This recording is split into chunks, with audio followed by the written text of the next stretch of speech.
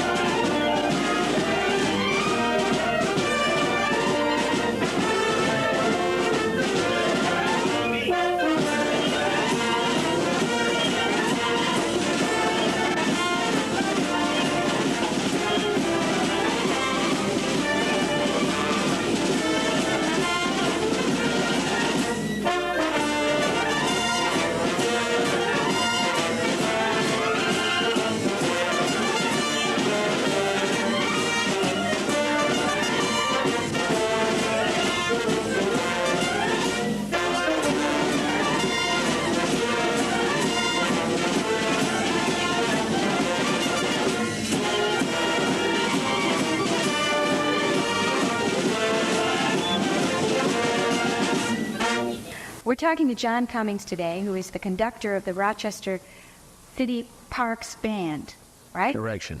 Okay. It is now called the Monroe County Park Band. Okay. Right. How long have you been the conductor, John? Since 1945. 1945. A long time. Long time. How'd you get started? I played in the band previous to that. I was a flute player. Yeah? We try to keep that a secret. You played the flute in the Parks Band? Oh, yes. Yes. It's 1932 and 33. Yeah. And right through that period. And what happened? How did you become a conductor? Well, the leader became ill in 45, Mr. Dozenbach, Herman Dozenbach, who had had the band since probably 1900. Yeah. And his brother, Yes. Theodore Dozenbach.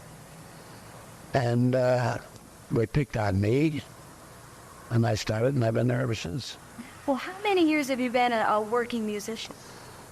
I think the first performance for money probably would have been in 1919. Yeah. For the Liberty Loan. Yeah. And I've been there ever since. The Liberty Loan, what's that? Well, they had drive to sell Liberty bonds, and they had parades and different festivals to encourage the purchase of bonds. And I think that would be about a right date. I have it someplace written down, but about 1919. And you've been a working musician ever since then? As it came along. As it came along. With other things. Yeah? With other things? With other things. Like what? Well, for 30 years I've been the secretary of the shrine, or the recorder of the shrine. And then I taught school. But so many musicians have done the same thing. Yeah. It's a pattern. Yeah. Taught music. Taught music, played in the vaudeville theater, Played in the regular traveling company, the national companies. Yeah. Our theater here, I believe, has played every major musical comedy with the exception of Wildcat and Bells That Ring. Yeah. And the reason for that is because the stars didn't want to ride on the bus or something. And most every other show that you could mention played here. Some of them, the national companies originated here. Yeah. Like My Fair Lady. Originated in the auditorium? They built the national company right in this auditorium. It took 3 weeks. You book all the music for the auditorium theater, too. I have. I've been a musical contractor for the auditorium theater. So that when they need an orchestra, they come to you? Yes, we have to get what they want, the instrumentation that they want, and the numbers of people. It's generally quite a large orchestra. Yeah. Depending on the, I think the Fair Lady was 48 people. The last musical that we had here was Superstar, Yeah. and it was sold out, every performance, and that carried about 30 musicians in the pit. You got those. Oh yes. Did you- No, I am the local conductor, but they carry a man. It would be impossible for anyone to read that type of entertainment on one rehearsal. And sometimes they carry 3 musicians or 4 musicians, and you have to try to adjust. For instance, Barbara Streisand had, Concert. you know, she was in that one play that had the play that made her famous. Funny girl. Funny Girl, good for you. That one tune in that was People. That's become a standard. Right. Rain on My Parade, it's there. West Side Story, which is probably the greatest thing that Bernstein ever did, will always become a standard.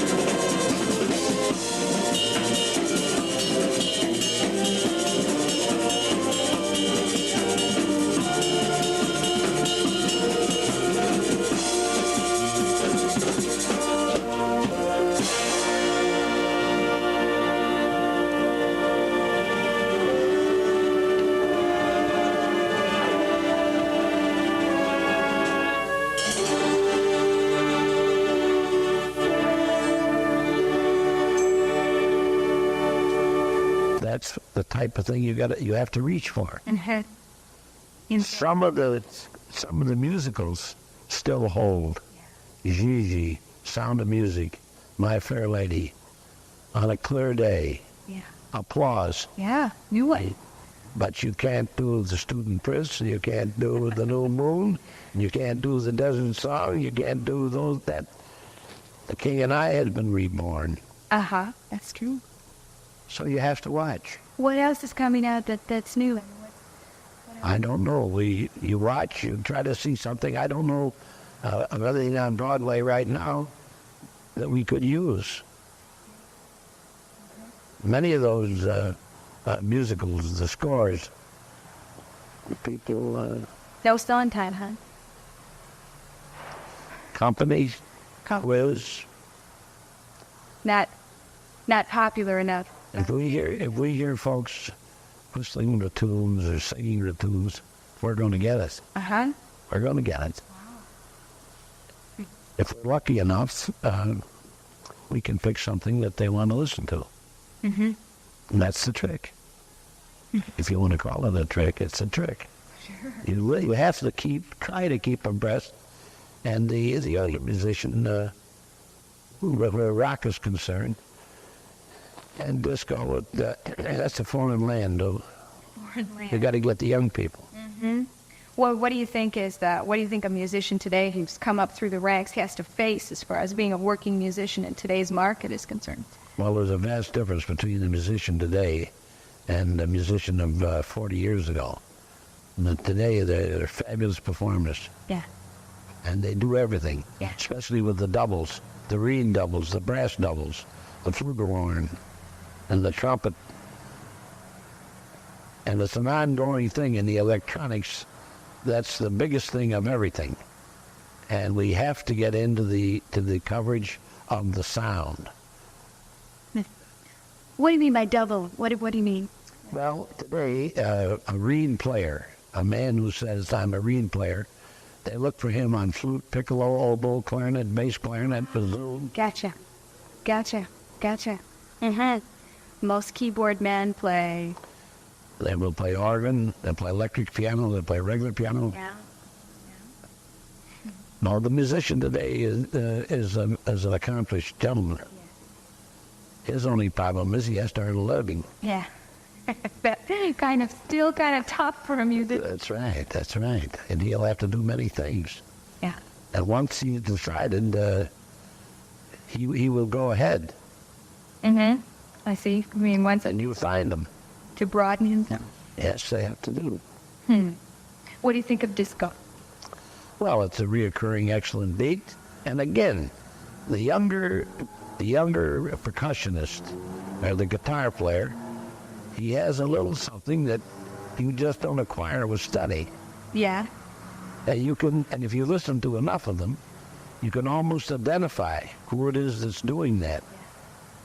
The young people will tell you who's doing it. They'll tell you his name.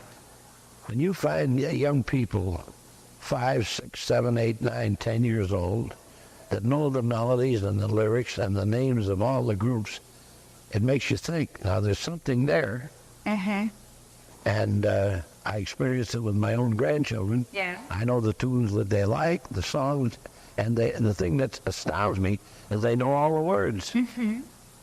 Some of the performers they know. Why is that? And this is at 7 and 8 years of age. Uh-huh. And then I come back to that Watkins Glen concert, or whatever it was. I don't know the number of people, but it was probably the biggest thing. And we were just coming home from Seneca Lake. We saw the overflowing crowd after it was over. It was unbelievable. Now, what draws those people? It's something they want to hear. Music. Their music. Yes.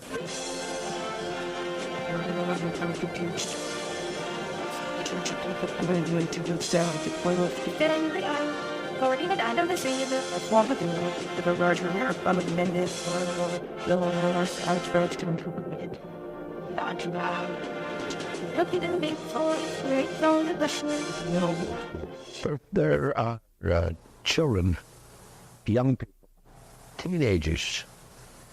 We have a few tunes that we try to adapt to Star. There's a Lennon and McCartney arrangement. Incidentally, that music right now is being requested again. Yeah. They're calling and asking for those too. The early Beatles songs? The early Beatles ask for now. That's my era. That's it. The Hey Jude. Oh, yeah. And they want those tunes now. Hmm. Some of the older people tolerate it. Tolerate.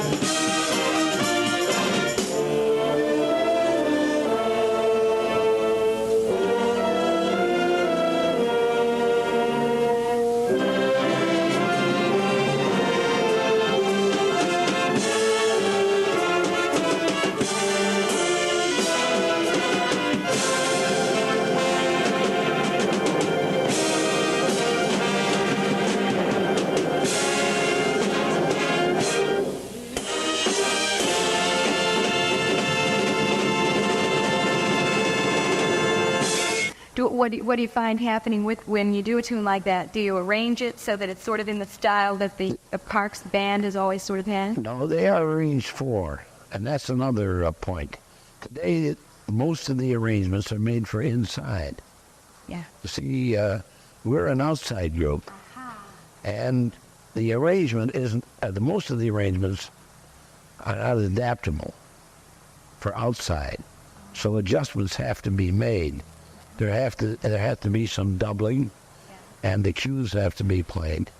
You have to try to adjust. What have you had to deal with as far as playing in all these different locations?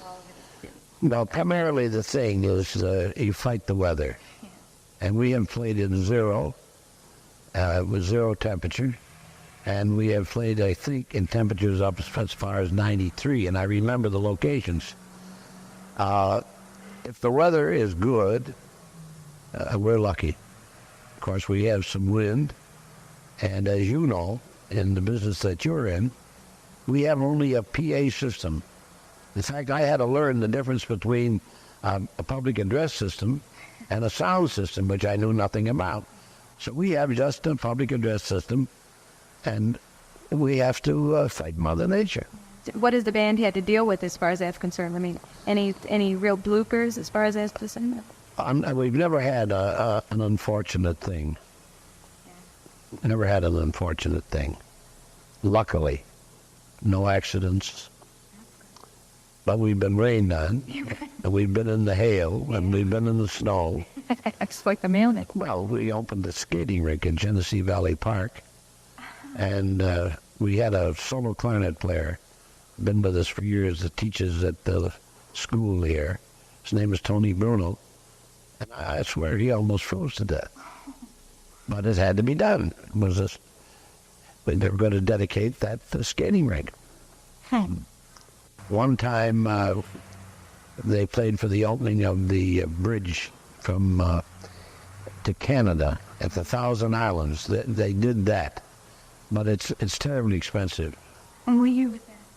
I can't give you the year, but they just celebrated, I think, the 50th anniversary this year. I think, of the bridge.